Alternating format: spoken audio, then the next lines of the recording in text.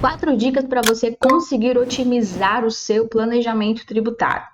Pessoal, eu quero que vocês entendam que quando a gente sempre pensa, sempre fala ali sobre planejamento tributário, nada mais é do que um modelo de gestão para você conseguir, claro, um objetivo primordial, que é exatamente conseguir, dentro dessa otimização, diminuir ali a carga tributária da empresa conforme a legislação. Então, a gente, em momento algum, fala aqui de fórmulas, de informações que não estejam dentro da legislação e que não esteja também de acordo com o respeito e também a elisão fiscal.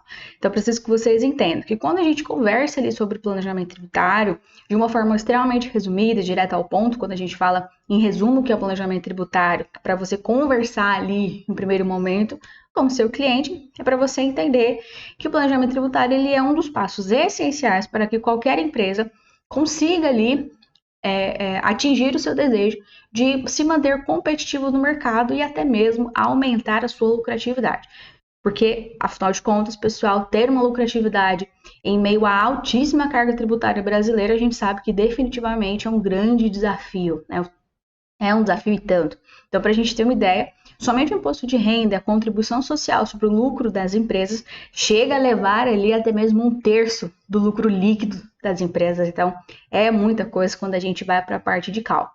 E quando a gente traça ali 4 apontamentos, 4 momentos interessantes e importantes para todos nós, eu preciso que a gente consiga entender qual é o passo a passo que eu vou ali me movimentar. E para isso, a gente começa a trabalhar aqui 4 grandes informações para o seu negócio, para o negócio da empresa. 4 grandes estratégias.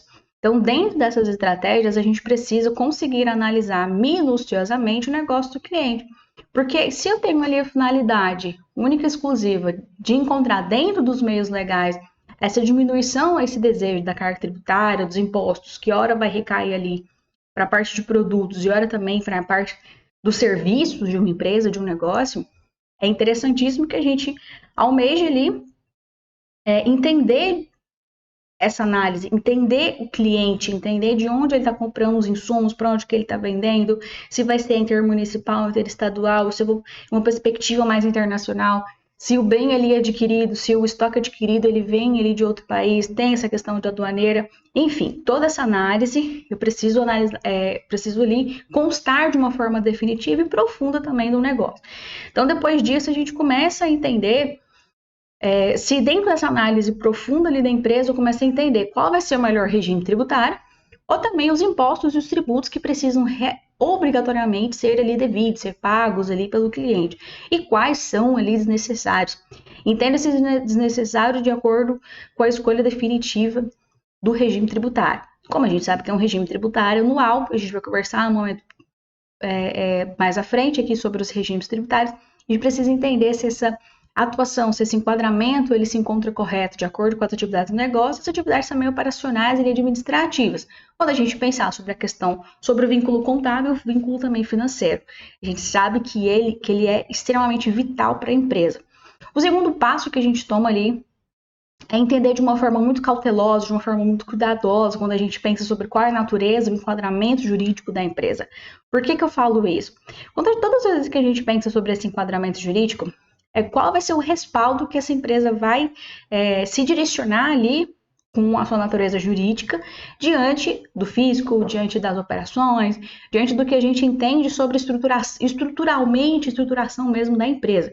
Então, a gente precisa entender que esse enquadramento vai ser uma classificação muito bem feita, muito bem quista ali, de acordo com a constituição da empresa, a quantidade de sócios, a participação de cada um dentro do negócio, qual vai ser o capital social, tudo isso são informações que venham a definir qual é o melhor regime tributário, tá? E principalmente qual é o melhor regime jurídico, natureza jurídica que eu posso me dizer, que eu posso benzer. Então, tem a perspectiva ali do MEI, atividade ali do MEI, microempreendedor individual, pois a gente sabe que ele vai permitir ali obter o CNPJ de uma forma mais rápida, de uma forma menos burocrática.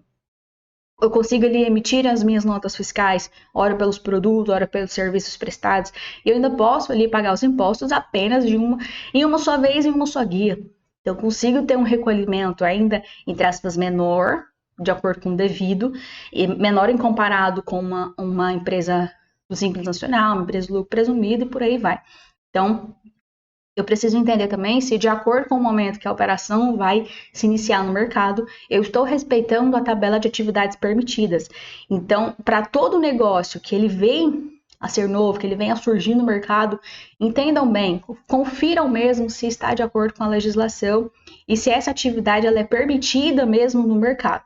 Pois assim, a gente vai entender que essa atividade, que a atividade do negócio, se ela não estiver incluída na lista, a gente entende-se então, que ela não poderia ali se enquadrar como MEI, de acordo com esses requisitos da legislação. Outro quesito, outra natureza jurídica, quando a gente entende sobre os famosos EIs, né, os empresários individuais, ou as empresa individual, que é muito semelhante ali ao MEI, mas ao mesmo sentido, o empresário individual, ele não pode separar o seu patrimônio pessoal do patrimônio empresarial. Então, a gente precisa entender os riscos, até que momento vai ser o risco, até que momento não é o risco. Então, para conseguir, de fato, atender as necessidades do cliente e, claro, fazer com que o cliente entenda aonde é que ele quer chegar e, principalmente, até que momento ele vai ele vai se permanecer resguardado ou o que ele vai ter que arcar juridicamente e financeiramente também falando. Outra perspectiva, quando a gente entende ali sobre as sociedades simples limitadas, sobre as sociedades limitadas, as famosas LTDAs, então a gente entende que essa sociedade simples, por exemplo, ela tem essa modalidade de grandes pessoas, grandes negócios, na verdade, se escolhem essa modalidade justamente por conta da prestação de serviço, né? De forma ali de um ou mais sócios. E normalmente ela acaba sendo escolhida por grandes profissões intelectuais, como forma-se os médicos, como forma-se dentro de dentistas, essa perspectiva de advogado, também computadores. A gente precisa entender até que momento vai ser válido ou não. Outra perspectiva também é sobre sociedade anônima, só que dentro da sociedade anônima, a pessoa ela vai precisar entender um pouco mais de uma forma mais empresarial da coisa. Por que eu digo isso? Porque quando a gente pensa sobre a sociedade anônima, a gente está falando sobre uma possibilidade de um capital aberto, de um capital fechado. Então, se é um capital aberto, eu vou ter uma possibilidade ali de vender as ações dentro da Bolsa de Valores. Se eu tenho um capital fechado, eu não... a gente sabe que não compra ou também vende para um público geral, e sim para aqueles convidados que vão operar, ou então também outros sócios ou acionistas, né? Que eles já estejam ali envolvidos no mercado. Então isso realmente vem ali para fazer total diferença para o negócio. Então, se eu faço o passo 1, analisar a empresa, analisar o negócio de uma forma cuidadosa, se eu vou ali para uma natureza jurídica, enquadramento jurídico, aí sim eu pego todas as informações e começo a definir o meu cronograma, que é exatamente o meu pontapé inicial para começar o planejamento tributário. Depois desse início, eu preciso realmente entender o início, meio e fim, para conseguir, de fato, dar uma data inicial, uma data final ali para o cliente, para que a gente consiga executar essas etapas de acordo com as necessidades do negócio e as necessidades também dos entregáveis. Então, você combinou com o cliente que vai realizar primeiro um relatório, uma perspectiva mais geral, você vai estudar um caso ali de uma possibilidade de uma holding ou não para o negócio.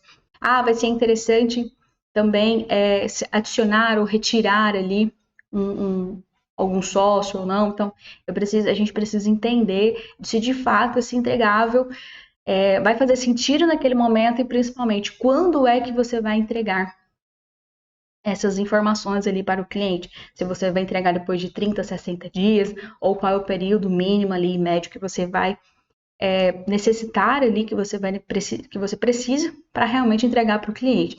Por fim, quando a gente chega ali no quarto passo, que é exatamente o regime tributário, que é esse estudo de uma forma também mais minuciosa, de entender se para o cliente essa escolha do regime tributário ele vai ser ideal para a empresa ou não.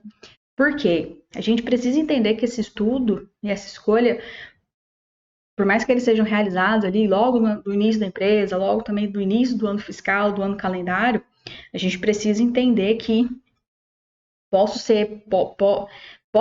mudar, ele pode haver essa mudança de acordo com o regime tributário posteriormente, só que aí no outro ano. Então, para que isso não aconteça e para que você também não tome decisões precipitadas ali, porque decisões precipitadas elas podem custar até mesmo a empresa um ano todo, um ano inteirinho ali de encargos desnecessários. Então, se é isso que você vai oferecer para o cliente, isso é uma contraproposta que eu estou aqui te falando, te alertando que depois de escolhido, depois de definido, voltar atrás não seria tão vantajoso. Então, a gente precisa entender esses 4 grandes passos. E definitivamente, pessoal, todos esses passos eles vêm aqui de uma forma curta e claro, para que você consiga atingir o objetivo final, que é entregar o melhor planejamento tributário para o negócio, para a empresa. Então a gente entende ali que para aumentar aumento de lucro, aumento de competitividade no mercado, a gente sabe que vai trazer ali muito mais crescimento para o negócio, perfeito? Então, para o vídeo de hoje, para as informações do dia, é sempre um prazer estar com todos vocês aqui dentro do Portal Contábeis, sempre uma informação e um momento de diálogo aqui que faz total diferença. Meu nome é Natália Lisboa, é um prazer estar aqui com vocês e eu espero vocês no próximo vídeo.